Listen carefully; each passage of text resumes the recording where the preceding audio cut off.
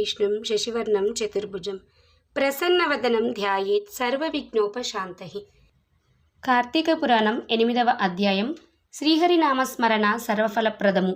వశిష్ఠుడు చెప్పినదంతా విని మహానుభావ, తమరు చేసిన ధర్మములన్నిటినీ శ్రద్ధగా వింటిని.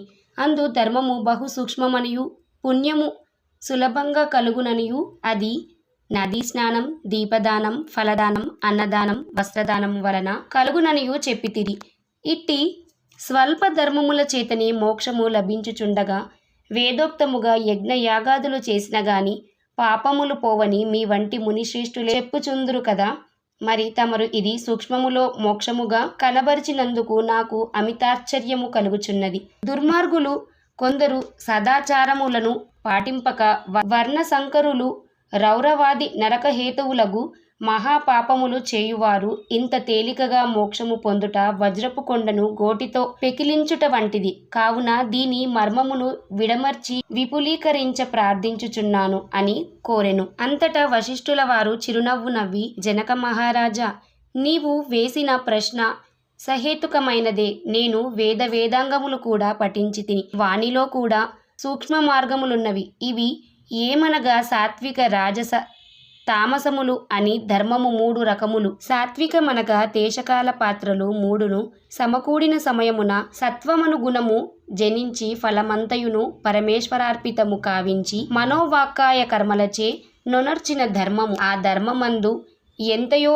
ఆధిక్యత కలదు. సాత్విక ధర్మము సమస్త పాపములను నాశనమొనర్చి పవిత్రులను చేసి దేవలోక భూలోక సుఖములను చేకూర్చును. ఉదాహరణముగా తామ్రపర్ణి నది సముద్రమున కలయు తావు నది సాత్వికార్తెలో ముత్యపు చిప్పలో వర్షబిందు పడి దగదగా మెరిసి ముత్యమగు విధముగా సాత్వికత వహించి సాత్విక ధర్మమాచరించుచు గంగా, యమున, గోదావరి, కృష్ణా నదుల పుష్కరాలు మొదలగు పుణ్యకాలము యందు దేవాలయమందు వేదములు పఠించి సదాచారుడై కుటుంబీకుడైన బ్రాహ్మణునకు ఎంత స్వల్పదానము చేసినను, లేక ఆ నదీ తీరమందున దేవాలయంలో జపతపాదులనరించినను విశేష ఫలము పొందగలరు. రాజస ధర్మం అనగా ఫలాపేక్ష కలిగి శాస్త్రోక్త విధులను విడిచి చేసిన ధర్మం. ఆ ధర్మం పునర్జన్మ హేతువై కష్టసుఖాలు కలిగించినది అగును. తామస ధర్మం అనగా శాస్త్రోక్త విధులను విడిచి దేశకాల పాత్రలు సమకూడని సమయమున డాంబికాచరణార్థం చేయు ధర్మం. ఆ ధర్మం ఫలమునీయదు.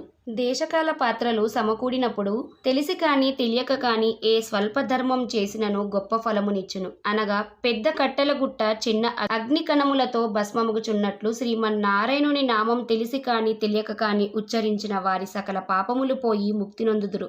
దానికొక ఇతిహాసము కలదు. అజామీలుని కథ.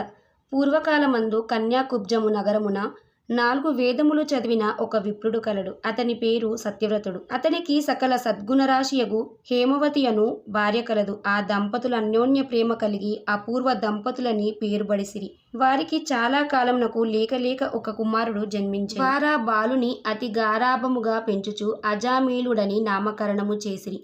ఆ బాలుడు దినదిన ప్రవర్ధమానుడగుచు అతి గారాభము వలన పెద్దలను కూడా నిర్లక్ష్యముగా చూచుచు దుష్ట సావాసములు చేయుచు విద్యనభ్యసింపక బ్రాహ్మణ ధర్మములు పాటించక సంచరించుచుండెను.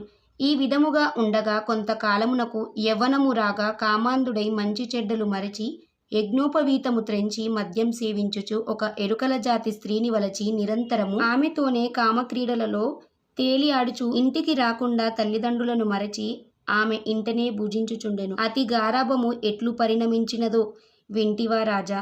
తమ బిడ్డలపై ఎంత అనురాగమున్నను పైకి తెలియపరచక చిన్ననాటి నుంచి అదుపు ఆజ్ఞలలో ఉంచుకోకపోతే ఈ విధంగానే జరుగును. కావున అజామీలుడు కులభ్రష్టుడు కాగా వాని బంధువులు అతనిని విడిచిపెట్టిరి. అందుకు అజామీలుడు రెచ్చిపోయి వేట వలన పక్షులను, జంతువులను చంపుతూ కిరాతక వృత్తిలో జీవించుచుండెను. ఒక రోజున ఆ ఇద్దరు ప్రేమికులు అడవిలో వేటాడుతూ ఫలములను కోయుచుండగా ఆ స్త్రీ తేనెపట్టుకై చెట్టెక్కి తేనెపట్టు తీయబోగా కొమ్మ విరిగి కింద పడి చనిపోయెను. అజామీలుడు ఆ స్త్రీపై బడి కొంతసేపు ఏడ్చి తర్వాత ఆ అడవి అందే ఆమెను దహనము చేసి ఇంటికి వచ్చెను. ఆ ఎరుకల దానికి అంతకుముందే ఒక కుమార్తె ఉండెను. కొంతకాలమునకు ఆ బాలికకు యుక్త వయస్సు రాగా కామాంధకారముచే కన్ను మిన్ను కానక అజామీలుడు ఆ బాలికను కూడా చేపట్టి ఆమెతో కూడా కామక్రీడలలో తేలియాడుచుండెను. వారికి 2 కొడుకులు కూడా కలిగిరి. 2 పురిటిలోనే చచ్చిరి.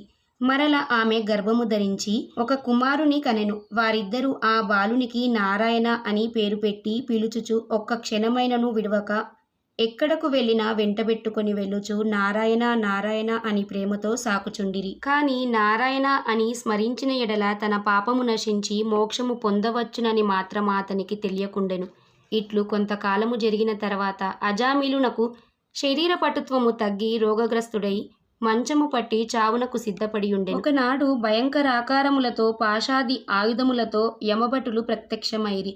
వారిని చూచి అజామిలుడు భయము చెంది కుమారునిపై వాత్సల్యము వలన ప్రాణములు విడవలేక నారాయణ నారాయణ అనుచునే ప్రాణములు విడిచెను. అజామిలుని చోట నారాయణ అని శబ్దము వినబడగానే యమభటులు గడగడ వణకసాగి అదే వేళకు దివ్యమంగళాకారులు శంఖచక్ర గదాధారులు యగు శ్రీమన్నారాయణుని దూతలు విమానములో నచ్చటకి వచ్చి, ఓ యమభటులారా, వీడు మావాడు, మేము వీనిని వైకుంఠమునకు తీసుకొని పోవుటకు వచ్చితిమి అని చెప్పి అజామిలుని విమానమెక్కించి తీసుకొని పోవుచుండగా యమదూతలు, అయ్యా మీరెవరు? వీడు అతి దుర్మార్గుడు, వీనిని నరకమునకు తీసుకొని పోవుటకు మేమిచ్చటికి వచ్చితిమి కాన వానిని మాకు వదులుడని కోరగా విష్ణుదూతలు ఇట్లు చెప్పదొడంగిరి. అష్టమాధ్యాయము 8వ రోజు పారాయణము సమాప్తం.